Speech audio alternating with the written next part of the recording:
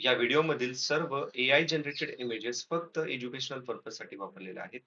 जय Hind friends, welcome back. मित्रांनो, आज आपण वित्त आयोग यावरती डिस्कशन करणार आहोत आणि थोडे PYQ प्रॅक्टिस करणार आहोत. तर चला सुरुवात करूया. भारतीय राज्यघटनेतील कलम 280 अंतर्गत वित्त आयोगाची तरतूद आपल्याला पाहायला मिळते. वित्त आयोग हे एक अर्धन्यायिक म्हणजेच क्वाझ ज्युडिशियल स्वरूपाचा आयोग आहे. कसं आहे? अर्धन्यायिक म्हणजेच क्वाझा ज्युडिशियल स्वरूपाचा आयोग आहे. वित्त आयोगाची नियुक्ती राष्ट्रपती करतात. वित्त आयोगाची नियुक्ती कोण करतात? राष्ट्रपती करतात.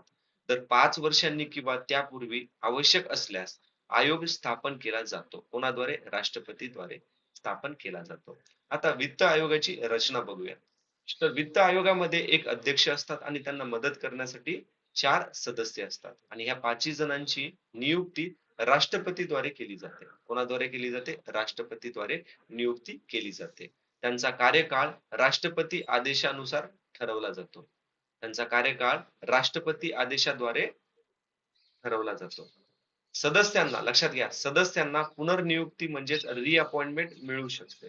सदस्यांना पुनर्नियुक्ती म्हणजेच रिअपॉइंटमेंट मिळू शकते. ओके. आता नियुक्तीचा अधिकार आहे राष्ट्रपतीकडे. कार्यकाळ किती वर्षाचा आहे हे राष्ट्रपती आदेशानुसार ठरवलं जातं. संसदकडे काही पॉवर आहे का या फायनान्स कमिशन म्हणजे वित्त आयोग रिलेटेड संसदला काही अधिकार आहेत? हो आहेत.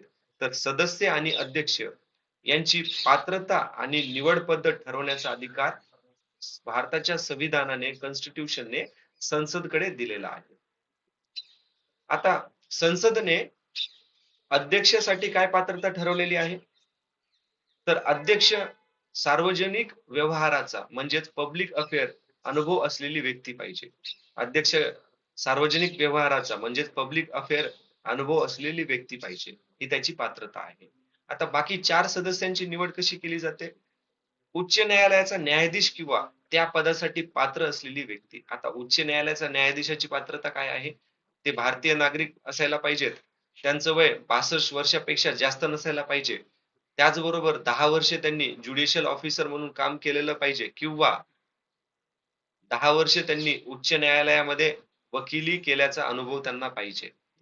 शासनाच्या वित्त व लेखा विषयात विशेष ज्ञान असलेली व्यक्ती, वित्तीय बाबी व प्रशासनाचा अनुभव असलेली व्यक्ती आणि अर्थशास्त्राचे विशेष ज्ञान असलेली व्यक्ती. ओके.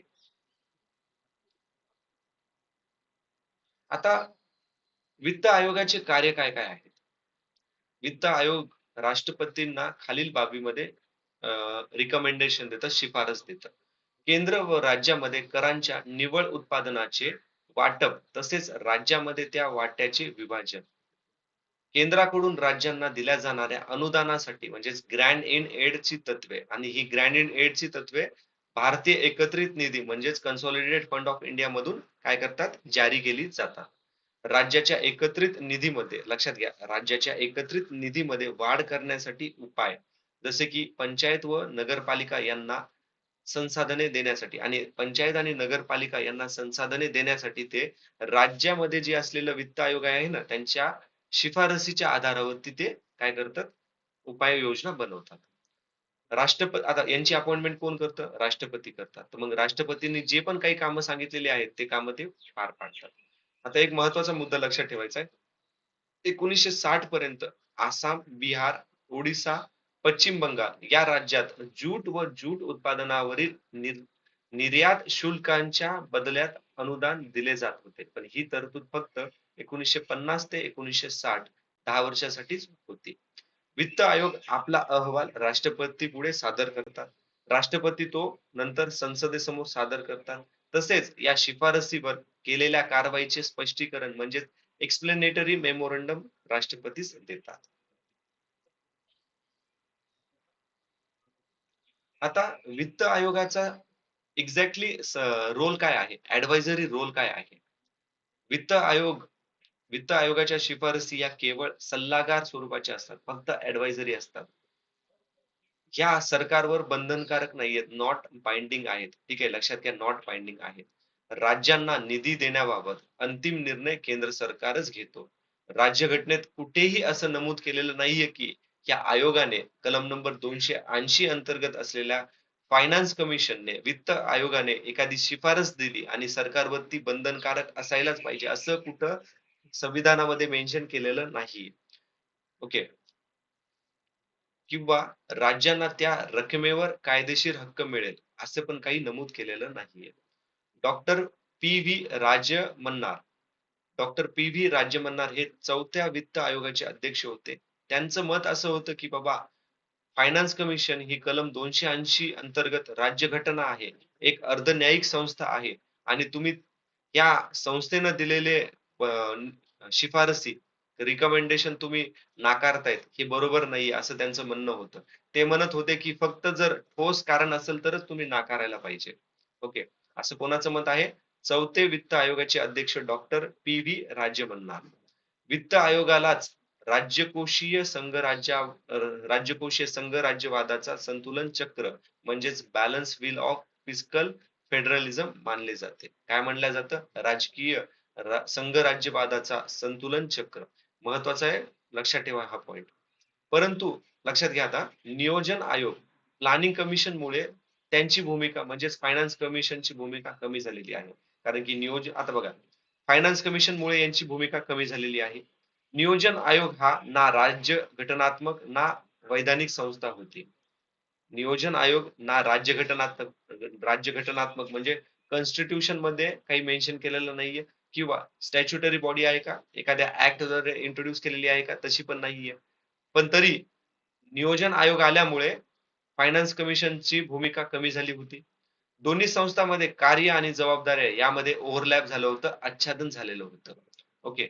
या गोष्टी लक्षात घ्या. मेन साठी महत्वाच्या प्रिलिम्स मध्ये यावरती प्रश्न नाही येणार. आता पहिल्या वित्त आयोगाचे अध्यक्ष कोण होते? के सी निहोगी होते. दुसऱ्याचे अध्यक्ष आहेत के संथानम आणि तिसऱ्याचे आहेत ए के चंदा आणि चौथ्याचे आपण ऑलरेडी बघितलेले आहे डॉक्टर पी व्ही राजमन्ना. फक्त पहिले 4 लक्षात ठेवायचे आपल्याला. आता थोडे पीवायक्यू प्रॅक्टिस करूया. तर वित्त आयोगाची स्थापना कोणत्या कलमाद्वारे केली जाते? कलम 280 द्वारे केली जाते. वित्त आयोगाची नियुक्ती कोण करतो? राष्ट्रपती करतो.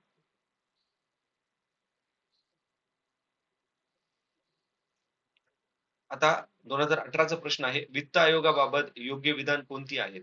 राज्य भारतीय राज्यकोषीय संघराज्याचा संतुलन चक्र म्हणून कार्य करतो. यात एक अध्यक्ष आणि 3 इतर सदस्य असतात. आयोगाच्या सदस्यांची पात्रता राष्ट्रपती ठरवतात. तो कलम 280 अंतर्गत स्थापन केला जातो. लक्षात घ्या पहिलं आणि चौथं स्टेटमेंट बरोबर आहे. अध्यक्ष आणि 4 सदस्य असतात. आयोगाच्या सदस्याची पात्रता संसद ठरवते. कोण ठरवतं? संसद ठरवतं. राष्ट्रपती ठरवत नाहीत. त्याच्यामुळे उत्तर आहे ए आणि D option 4 is the correct answer. पुढचा प्रश्न वित्त आयोगाच्या संदर्भात खालील विधाने विचारात घ्या.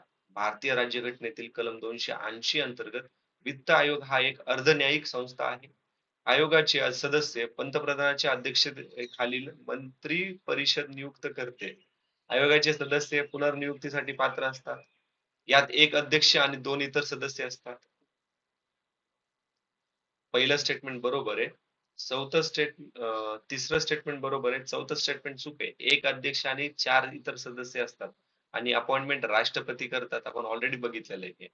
ओके.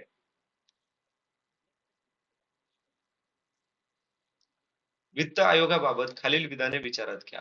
भारतीय राज्यघटनेच्या कलम 280 अंतर्गत वित्त आयोगाची स्थापना केली जाते. बी के चतुर्वेदी हे 13व्या वित्त आयोगाचे अध्यक्ष आहेत. अध्यक्ष वगळता वित्त आयोगात 5 सदस्य असतात.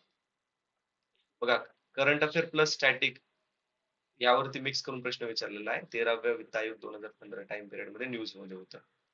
तर पहिलं स्टेटमेंट बरोबर आहे. दुसरं स्टेटमेंट चुकीचं आहे. तिसरं स्टेटमेंट पण चुकीचं आहे.